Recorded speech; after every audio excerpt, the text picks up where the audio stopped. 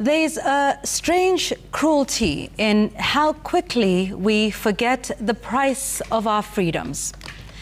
This past week, activists Boniface Mwangi and Agatha Atuhaire shared harrowing accounts of their treatment in Tanzania, including allegations of sexual assault. Instead of the solidarity such a revelation would inspire, what followed in some quarters was mockery, ridicule, a cruel dismissal of their pain, but also, disturbingly, a dismissal of who they are and what they represent. Let me say this clearly. Activism is a form of sacrifice, a choice to fight, not for one's children alone or one community alone, but for the collective, for you, for me, for the stranger walking by on the street. That kind of courage, often loud, sometimes unpopular, occasionally disruptive, has always been the engine of progress. When you insult an activist like Boniface Mwangi, ask yourself, who benefits when he stands in the street with a placard, takes the blows, or braves the threats?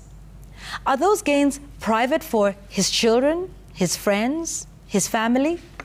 Or do they ripple into the spaces you now enjoy, the rights you now claim? See, there are two kinds of citizens: those who live in the house and those who protect it from burning down. Activists are the latter, and often they pay dearly for it. Without Wangari Maathai, there would be no Uhuru Park, just a skyline of concrete. She stood in the way of bulldozers, and in doing so, stood up for all of us. Without the bravery of the Release Political Prisoners Pressure Group, figures like Koigi wa Wamwere, Professor Edward Oyugi, Wandawiro Mganga, and Rumba Kinuthia may never have walked free. That fight was not waged in courtrooms alone, by the way. Old women stripped naked in protest at Uhuru Park, shaming the Republic into listening. That is what sacrifice looks like. I wonder what we would have said if they did that today. Let's be honest. Many of us inherited freedoms we did not fight for.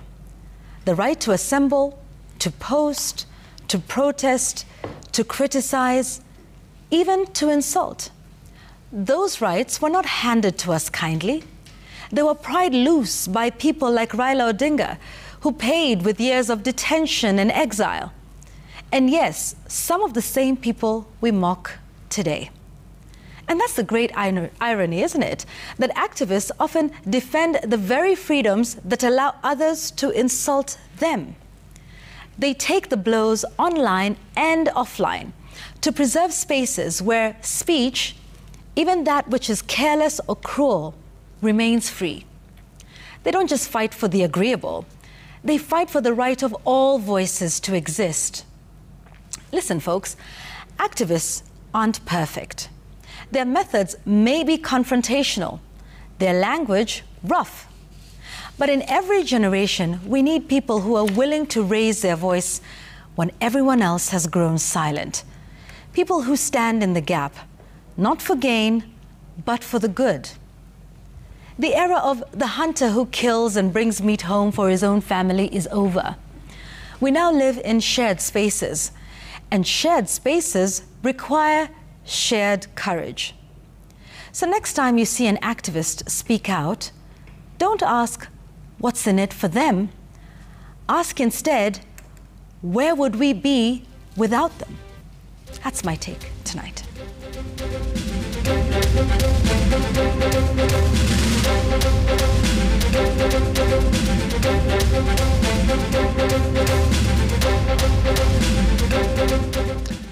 On my kicker tonight, I share the platform with an unidentified group of law-abiding Kenyans who recently did more than their bit in enforcing simple traffic rules.